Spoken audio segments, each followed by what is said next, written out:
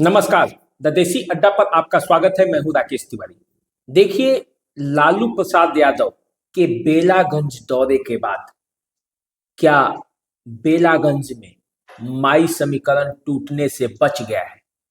Osama साहब के लगातार प्रचार प्रसार से क्या मुस्लिमों के वोट आरजेडी प्रत्याशी के पक्ष में गोलबंद हो रहे हैं? क्या सुरेंद्र यादव के पुत्र विश्वनाथ यादव की राह में जो मुश्किलें थी वो कम हो रही है और वहां प्रशांत किशोर के जो मुस्लिम कार्ड है उसका क्या हाल हो रहा है? इन सब बातों को जानने और समझने के लिए आपकी उत्कंठा हो रही होगी, क्योंकि कल यहाँ मतदान है। बेलागंज में उपचुनाव के जो मतदान होने वाले हैं कल, उसको लेकर तरह तरह की चर्चाएं हो रही है और इन चर्चाओं के बीच बड़ी तेजी से मतदाता गोलबंद हो रहे हैं अपने अपने प्रत्याशियों के पक्ष में। अंतिम समय में लालू यादव चुनाव प्रचार के अंतिम दिन बेलागंज गए और उन्होंने आखिरी दाव चल दिया है। आखिरी दाव उनका कितना सटीक बैठता है, क्योंकि बेलागंज में माई समीकरण की परीक्षा है और इस परीक्षा में पास करने के लिए आरजेडी अपने तमाम परीक्षार्थियों को चुनावी मैदान में उतार दिया है। ओसामा साहब से चुनाव प्रचार कराया गया है। तेजस्वी यादव खुद कमान संभाल चुके हैं। मुकेश सहनी यहां प्रचार कर चुके हैं आरजेडी के प्रत्याशी के पक्ष में, और अंत में लालू प्रसाद यादव भी चुनावी प्रचार में उतरकर लोगों को एकजुट करने का अपील कर चुके हैं। विश्वनाथ यादव को जिताने के लिए वोट मांग चुके हैं, लेकिन क्या वोट मांगने से यहाँ का समीकरण बदल गया है? हमने अपने सूत्रों से बात की, वहां के स्थानीय कुछ लोगों से बात की और अपने सूत्र को लगाकर ये पाया कि आखिर बेलागंज में हो रहा है तो क्या हो रहा है। बेलागंज की जो हवा है वो किधर बह रही है और किस तरह से लोग गोलबंद हो रहे हैं, क्योंकि अब अंतिम दाव है और अंतिम समय है। कल तो मतदान ही होना है, इसलिए लड़ाई जो है वो अब धीरे धीरे शार्प हो रही है। देखिए, बेलागंज आरजेडी का कर रहा है। यहां से आरजेडी नेता सुरेंद्र यादव 7 बार विधायक बन चुके हैं। विधायक वो इस तरह से बनते हैं क्योंकि यहाँ वोटों का जो समीकरण है वो राजद के पक्ष में पहले भी था, अब भी है, लेकिन उन वोटों में यदि बिखराव होगा तो आरजेडी की राह यहाँ मुश्किल होगी, और वही हो रही थी। काफी कठिन मुकाबला था यहाँ, लेकिन उस मुकाबले में लालू यादव और ओसामा साहब के प्रचार के बाद क्या हुआ है वही मैं आपको बताता हूँ। देखिए, यहाँ यादव मतदाता 70,000 से अधिक है, मुस्लिम मतदाता 62,000 से अधिक है, अनुसूचित जाति के 50,000 वोट हैं, ब्राह्मणों के 5,000 वोट हैं, भूमिहार के 20,000, राजपूत के 15,000, कोयरी और दांगी के भी 25,000 से अधिक वोट है, बनिया के 10,000 से वोट है, अत्यंत पिछड़ी जातियों के भी 10,000 वोट है और अन्य पिछड़ी जातियों के भी 20,000 वोट है। कुल मिलाकर 2,87,000 के यहाँ मतदाता है।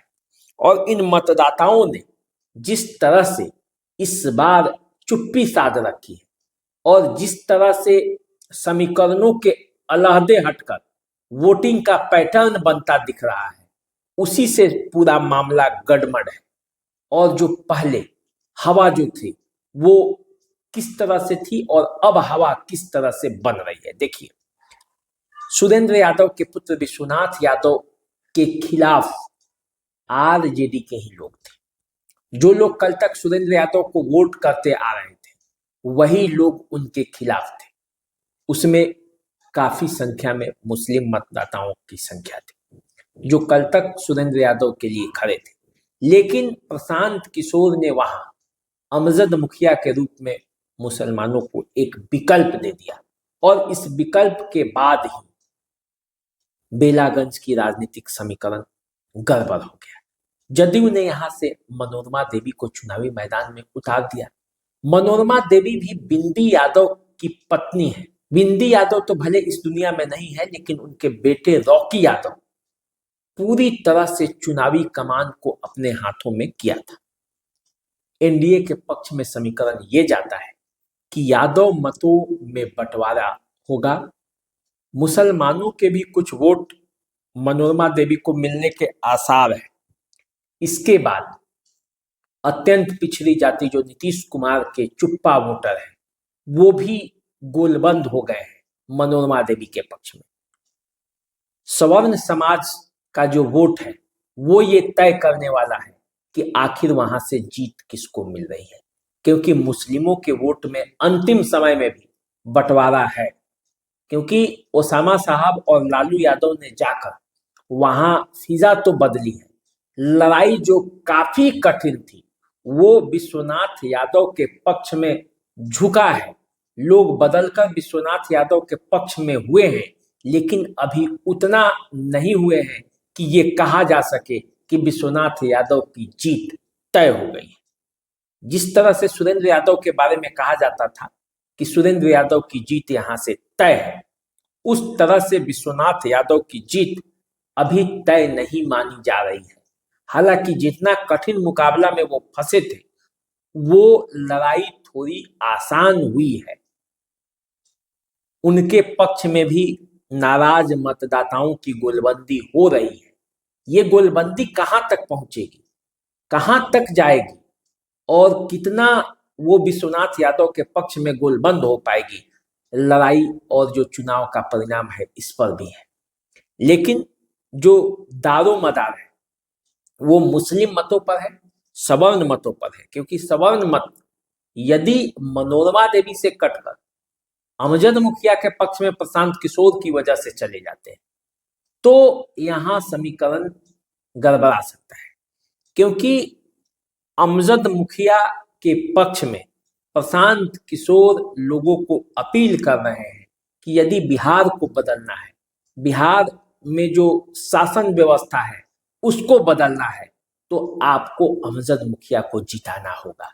एक संदेश देना होगा कि बिहार बदलने के लिए तैयार है, और जब ये संदेश बेलागंज से जाएगा तो उसकी हवा जो है वो 25 के विधानसभा चुनाव में भी दिखेगा।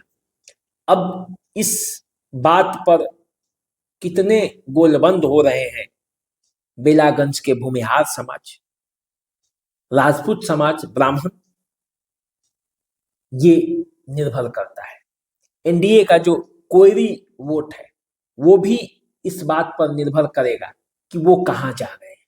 हालांकि ये माना जा रहा है कि कोयरी बेलागंज में एनडीए के साथ हैं, मनोरमा देवी के साथ हैं, लेकिन विश्वनाथ यादव के साथ भी एक कॉम्बिनेशन है, यादवों का मत और मुसलमानों का मत। लेकिन इन्हीं दोनों मतों में जो टूटन हो रही है वही उनके परेशानी का कारण तब भी था और अब भी है। अंतिम दाव हो चुका है मनोरमा देवी के तरफ से भी और सुरेंद्र यादव के तरफ से भी। और देखिए, जो उपचुनाव होते हैं उसमें बूथों का प्रबंधन भी बहुत मायने रखता है।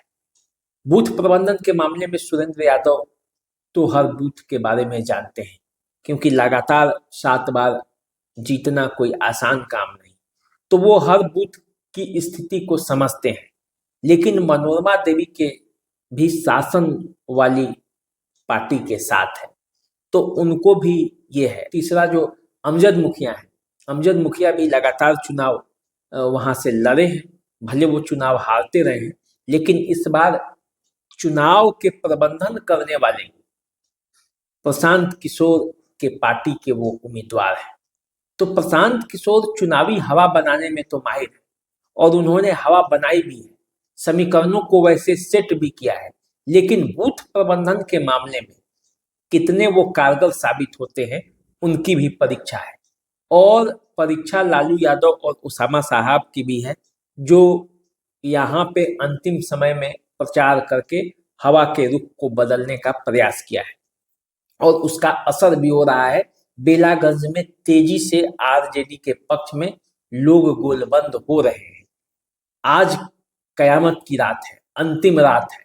आज रात भर में क्या खेला होगा और कितनी तेजी से कौन किसके पक्ष में बदलेगा, ये पूरा परिणाम पर निर्भर करेगा कि बेलागंज का जो राजनीतिक समीकरण है वो कहाँ जाएगा। बेलागंज की राजनीति राजद के लिए इसलिए भी जरूरी है क्योंकि बेलागंज का चुनाव जीतकर आरजेडी ये संदेश देना चाहती है 2025 के विधानसभा चुनाव के लिए कि आरजेडी के साथ उसका माई समीकरण पूरी तरह से एकजुट है और आरजेडी जिस तरह से चाहेगी बिहार में राजनीतिक समीकरणों को वो साध पाएगी।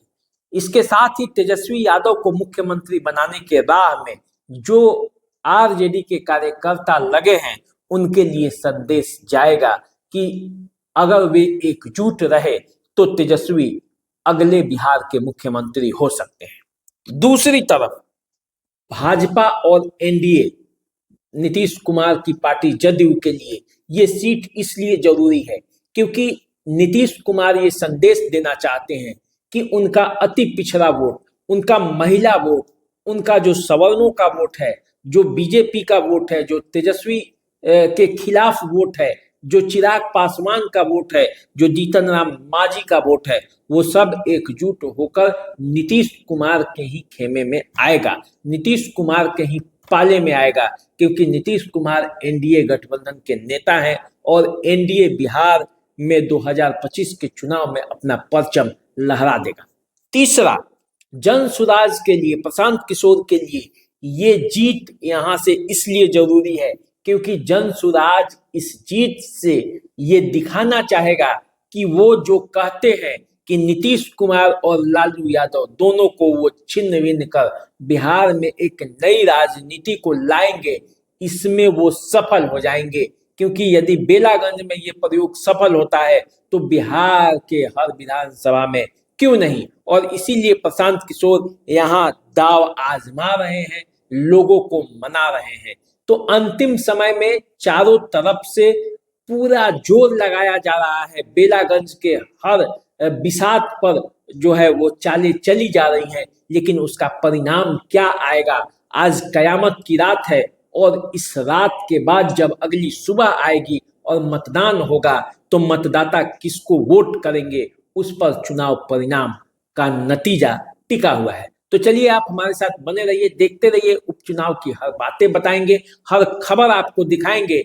देसी अड्डा को सब्सक्राइब कर लीजिए, फेसबुक इंस्टाग्राम पे हमें फॉलो कीजिए। नमस्कार।